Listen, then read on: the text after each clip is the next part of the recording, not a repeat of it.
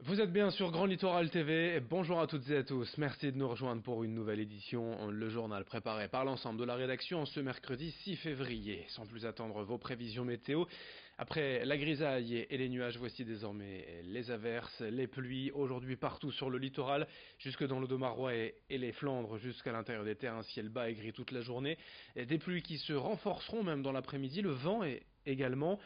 On profitera tout de même, si l'on peut dire, d'un temps un peu plus doux avec des températures en hausse aujourd'hui. 8 degrés à Saint-Omer, 9 degrés à Dunkerque, Calais et à Boulogne. Les prévisions météo complètes après ce journal. On ouvre cette édition avec les images des manifestations hier en France et dans la région. Une première surtout, les syndicats et les gilets jaunes côte à côte dans les rues. Les deux mouvements se sont enfin retrouvés ensemble comme pour signer le début d'une convergence. Près de 2500 personnes, dont 200 gilets jaunes, ont défilé à Lille hier après-midi. Ils étaient aussi 300 à Boulogne, 500 à Calais dans la matinée. Globalement, les manifestations se sont déroulées dans le calme, sans incidents. Cette journée de mobilisation commune avec plus de 160 actions en France avait pour but de réclamer plus de justice sociale et de justice fiscale. Avait lieu également en même temps la loi anti-casseurs à l'Assemblée nationale comme un symbole. On écoute ces quelques propos d'un gilet jaune au micro de Vincent Vieillard. On fait pas de mélange entre syndicats, machin truc. Ce qui est important aujourd'hui, c'est ça, c'est cette convergence, cette nécessité en fait de travailler ensemble. Aujourd'hui, on s'attaque à un gouvernement et une assemblée. C'est pas un petit lapin qu'on s'attaque, donc à un moment donné, là, il faut de la force, il faut du nombre, il faut de l'unité, il faut de l'union. Et là, on est en train de le prouver. Moi, vraiment, le fait, moi, qui m'intéresse là aujourd'hui, ce qui est en train de se passer, c'est que les camarades syndicalistes nous ont autorisés à prendre corps dans leur cortège. On sait qu'il y a des petites traditions syndicales. Et là, on est en train vraiment de faire un cortège unitaire, ce qui est très rare. Et je pense que c'est la seule voie aujourd'hui si on veut vraiment aller faire tomber un gouvernement, faire plier un gouvernement. Et dans cette édition et l'actualité également en France dans la région, le grand débat national qui se poursuit avec une première réunion publique organisée lundi soir à Saint-Omer en présence du maire, président de la communauté d'agglomération, ainsi que la ministre des Affaires européennes Nathalie Loiseau en visite lundi dans l'Audomarois. Mais celle-ci est arrivée avec près d'une heure de retard, ce qui n'a pas manqué d'irriter quelques participants. Certains ont même d'ailleurs préféré quitter la réunion, soulignant le manque de respect de la ministre. Les autres ont tout de même pu débattre durant près de 3 heures sur les 4 thèmes du débat. Des échanges concrets tournés essentiellement vers le gouvernement et la ministre qui a répondu aux questions. Écoutez tout de même la déception d'un participant à la réunion qui a quitté les lieux dû au retard de la ministre. On l'écoute au micro de Morgan Rélan sur un montage de Louis Caillé. Visiblement, ils attendent les élus. Et les élus, le ministre n'est pas là, quoi, donc on ne peut pas faire le débat. Donc je pense qu'on n'a pas besoin du ministre pour faire le débat. On peut faire le débat tout à fait sans ministre, quoi. C'est un débat national. On n'a pas forcément besoin d'officiels pour débattre. Normalement, si on respecte les gens, on est à l'heure.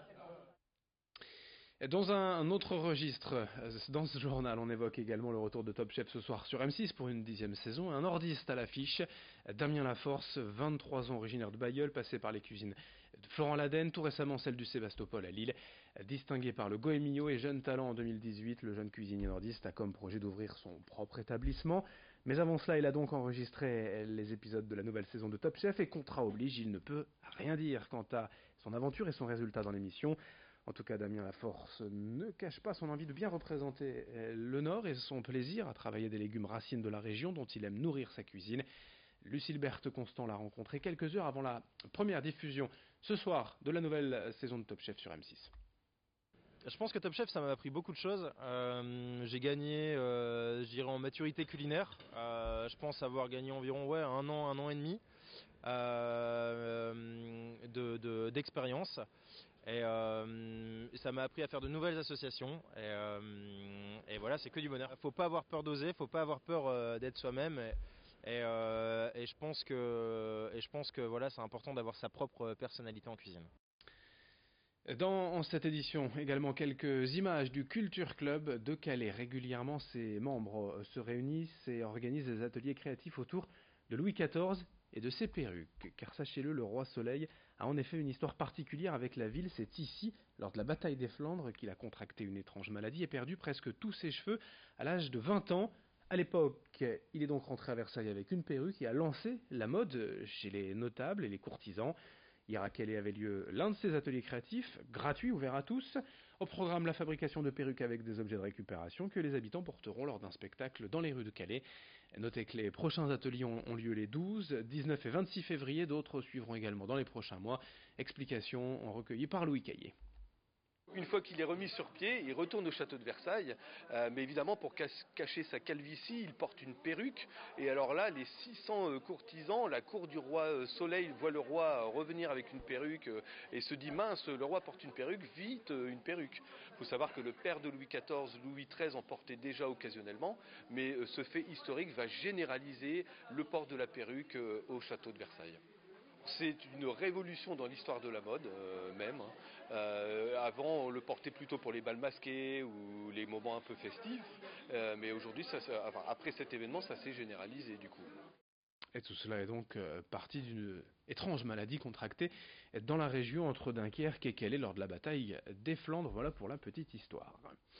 Pour terminer, il n'y a pas que dans le sud que l'on joue aux boules pour continuer à pratiquer leur passion et leur sport.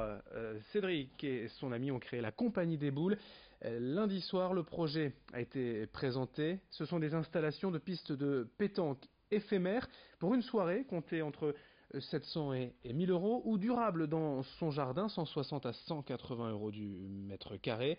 Une entreprise lancée lundi soir dans un restaurant de la région avec 2 pistes éphémères à tester.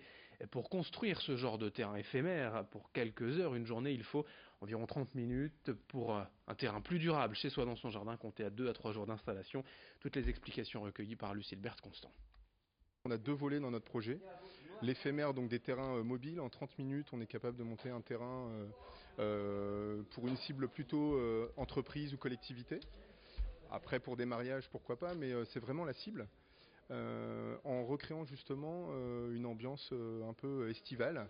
Donc au-delà de la simple piste de pétanque, on a également des transats, des tonneaux en bois, des éléments de décor qui permettent de se retrouver un petit peu dans le sud, mais dans le nord. Particulier professionnel, particulier pour justement redécouvrir une nouvelle pièce dans le jardin, c'est vraiment ça.